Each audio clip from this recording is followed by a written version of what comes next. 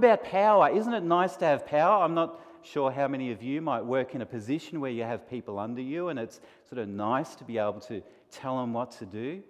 I'm not sure how the parents feel, you know, it's good to tell your children what to do, but they usually tell you what to do, don't they? Do those things really satisfy? That's the thing you've got to think about right now.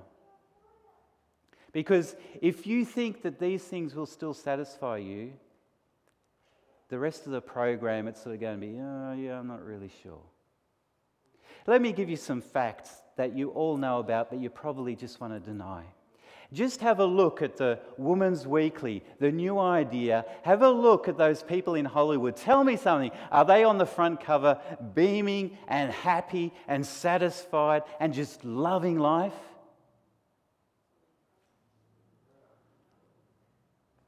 How many divorces, heartaches are there in Hollywood?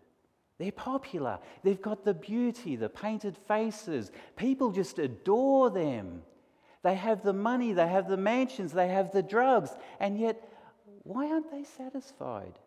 It's because those things don't satisfy. Marilyn Monroe. Anyone heard of Marilyn Monroe? I know I'm going back a lot of years. Beautiful, popular, powerful, plenty of money. But she died at a young age because she wasn't happy.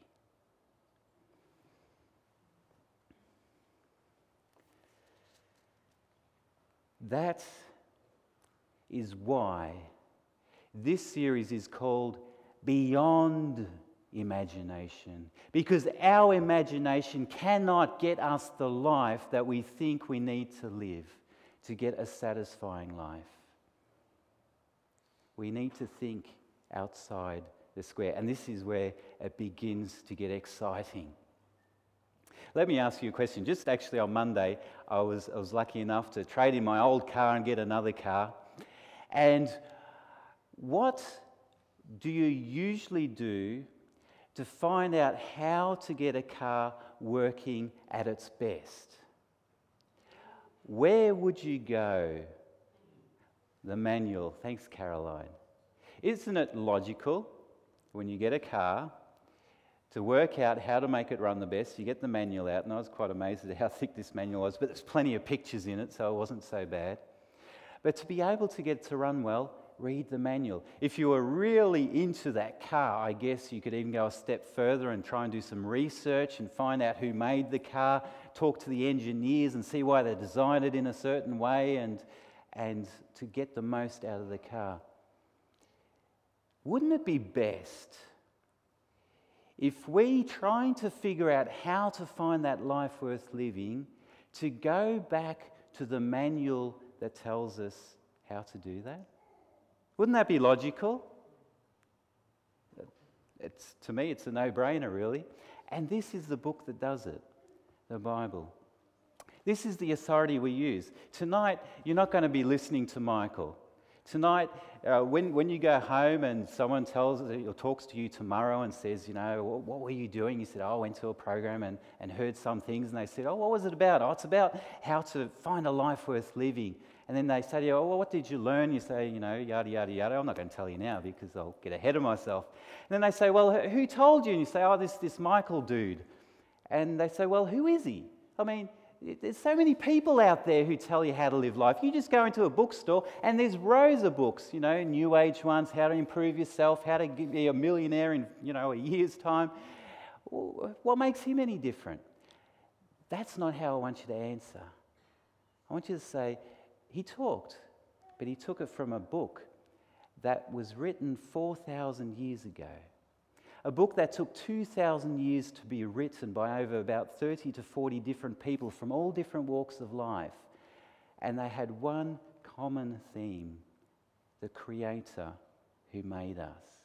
And tonight I'm going to open this book. We're going to actually have on the screen the verses that we look at so that you can read it along with me just to see what it says. And remember, we're reading words that are over 4,000 or could be up to 4,000 years old. And I'm going to go right to the beginning, to Genesis chapter 2, and verse 7. It's all right if you don't have a Bible in front of you, you can have a look at it on the screen.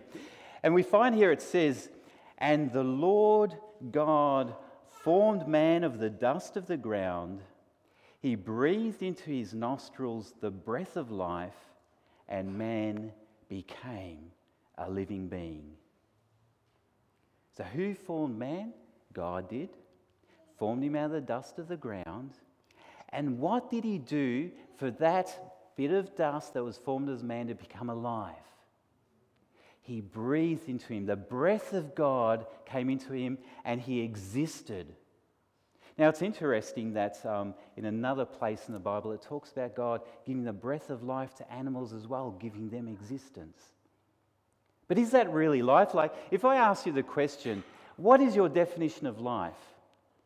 Your definition probably would come between two extreme poles, existence and really living it up. We all know about existence. I watched my mum a couple of years ago. In the last 3 days of her life, she was dying of cancer. There she was lying on the bed, filled with pain-killing drugs, but just existing, fading away. That's not the life we want. We want something brighter, something more satisfying. And when we look at John chapter 1, we see that God gives that to us as well. In John chapter 1, and we go to verse 4. It's talking about Jesus. "In him was life, and the life was the" what? "Light of men." Before we looked at breath, this is now light. What's the difference between breath and light? I'm not sure if you've ever gone to the Jenolan Caves up the mountains. I remember going there a long time ago. And they sort of just had a small light on. We're deep underground. And we walked in. And then they turned off the light. And they said, put your hand in front of your face. And you just can't see anything. It's so thick, the darkness. And then after a little while, they turned some lights on. Colourful lights, and the whole cavern just lit up. It went from pitch darkness, boring and just nothing there, to this beautiful scenery of stalagmites and stalactites, and it just came alive. And the light is a symbol of God giving us something to make us come alive. We don't have to be satisfied with just a mere existence. God has come to give us something else. If I was to ask you, out of 10, 0 being the lowest and 10 being the highest, how you would right now rate your life, what number would you give me? Would it be maybe 3? I'm just stuck in a dead-end job and life and just can't get anywhere. Or maybe you're more blessed and you're at a 5 or a 6, you're doing all right, but there's something more out there. How would it be like to stay around the 9 and the 10 mark? There's a verse in the Bible that tells us where the life comes from. In John chapter 14 and verse 6. These words written nearly 2,000 years ago. It says, "Jesus said to him, I am the way, the truth, and the life. No one comes to the Father except through me." Who is the life? Jesus. Jesus is life himself. I'm not sure if you realize it, but that life within Jesus sustains us now. It's like we're continually plugged into a 240-volt line that's connected to Jesus. If for any reason he withdraws that life from us, we just would not exist. We don't have batteries within us that just keep us going all the time, and we're self-sustaining. We are always constantly being powered by Jesus. But this life isn't just an ordinary type of life. This is really fascinating. Go to the next verse, and I think I've lost my little piece of paper here. Let's find